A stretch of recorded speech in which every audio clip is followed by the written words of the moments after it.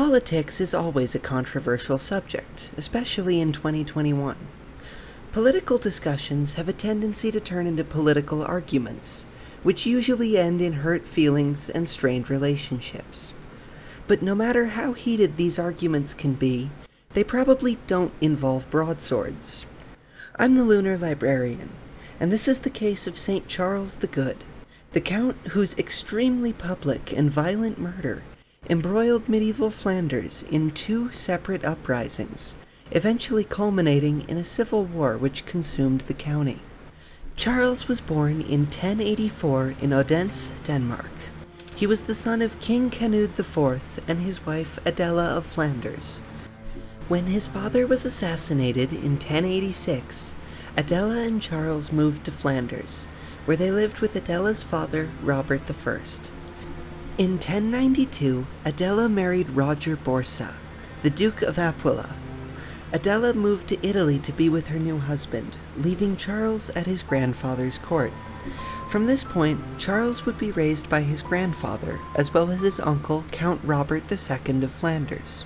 Sometime in either 1107 or 1108, Charles joined the First Crusade. Specifically, he joined a fleet led by Guynemer of Boulogne, a pirate-turned-crusader who led a combined force of English, Flemish, and Danish Christians sailing for Jerusalem. The extent to which Charles participated in the Crusades is unknown. If he was present at any significant battles, there remains no surviving record of it. However, what is known is that Charles was almost made king of Jerusalem. In 1123, King Baldwin of Jerusalem was captured and held hostage by Muslim soldiers. Rather than attempt to recover Baldwin, the nobility of Jerusalem instead offered to make Charles king, believing Baldwin to be miserly and unfit for leadership. Charles had been chosen to replace Baldwin due to his heritage, given that his father had been canonized as a saint in 1101. Seeing as Charles was a living child of a saint, he was seen as a natural fit to rule over Jerusalem, given the city's importance to the Christian faith. Despite all of this, Charles declined for unknown reasons, instead opting to return to Flanders in order to become Count. Charles had technically become the Count of Flanders on July 17, 1119, when he inherited the title from his cousin Baldwin VII. Although Charles was officially the Count, he did not begin to rule Flanders until late 1123, when he returned from the Crusades. The first few years of Charles's reign were relatively uneventful. However, in 1125, Flanders was struck with a famine. Charles responded by distributing bread to the peasants and serfs directly from the county treasury, a move which made him extremely popular with the Flemish people. In addition to distributing grain, Charles also attempted to reduce grain hoarding, something which would prove much more controversial. Grain hoarding was indeed a problem within Flanders. However, Charles's personal bias led him to initially misapply blame. Charles, like most Catholics in Europe at the time, was rather anti-Semitic. He blamed the famine on the Jewish community, accusing them of hoarding grain to drive up prices.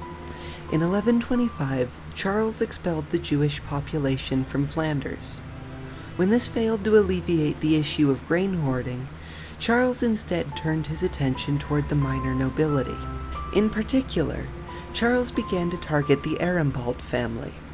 The Arambalds only held minor titles within the county, but by the 1120s had leveraged these titles to become an impressively wealthy merchant family. Charles's advisors believed the Arambald clan had grown far too powerful, leading Charles to believe that the Arambalds had caused the famine by hoarding grain and selling it at a premium.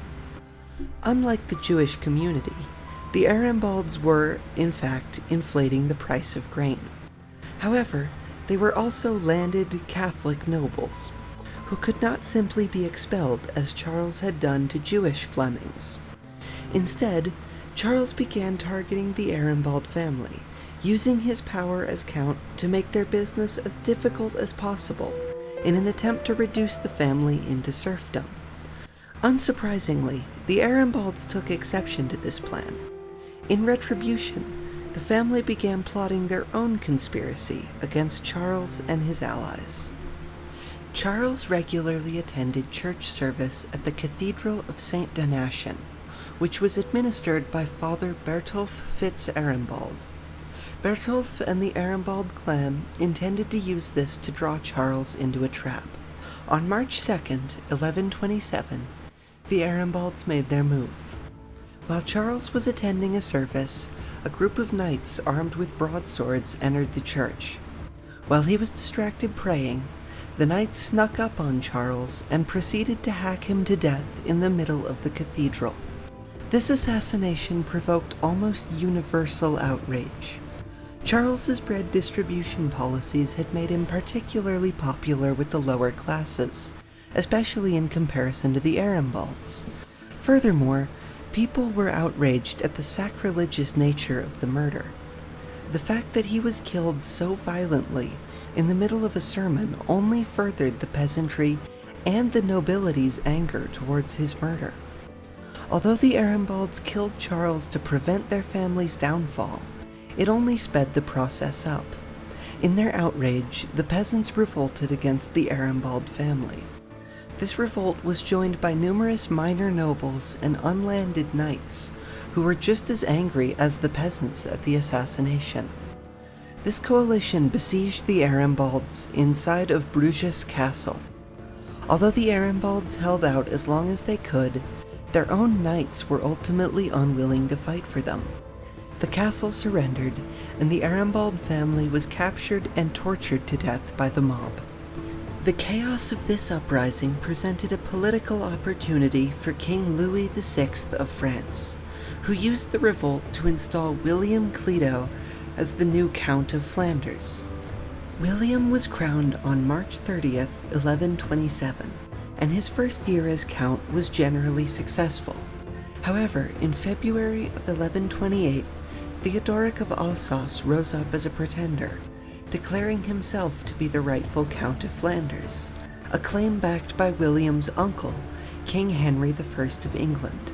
Theodoric and William fought a brief but bloody civil war for control of Flanders. Very quickly, Theodoric managed to rally support from most of Flanders, and controlled the majority of the county by June of 1128. The Flemish nobility saw William as a French puppet who would reduce their autonomy, and therefore were more willing to side with Theodoric. Despite this, William maintained a military advantage over his new rival. At the Battle of Axpoel, William was able to rout Theodoric's forces, driving him and his army back to the city of Alost. William and his allies besieged the city on July 12th, hoping for an easy victory which would allow them to push further and retake Ghent. Instead, William suffered a wound on his arm while engaged in a skirmish outside of the city walls. Although the wound was minor, it soon became gangrenous. With medical technology being what it was in the 12th century, William had little hope of recovery. He died of his infection on July 27th, leaving Theodoric as the only remaining claimant to the Flemish throne. With no other apparent successors, Theodoric was made Count of Flanders, ending the instability that Charles's death had unleashed upon the county.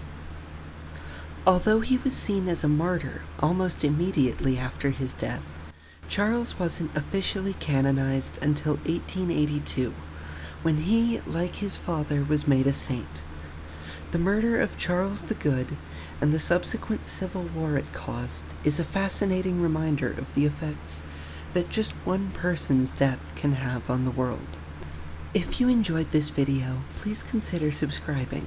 I focus on lesser known, less famous historical crimes like this one, so if that interests you, then why not check out some of the other cases I've already covered. Also, I know I said I'd be doing weekly uploads last video, which didn't happen. Unfortunately, I still have a job, and since my videos don't get a lot of engagement, I can't really invest the time I need to research and write one video per week. I'm gonna have to release videos every other week unless I start getting, more engagement. Anyways, I've been the Lunar Librarian. Thanks for watching, and goodbye.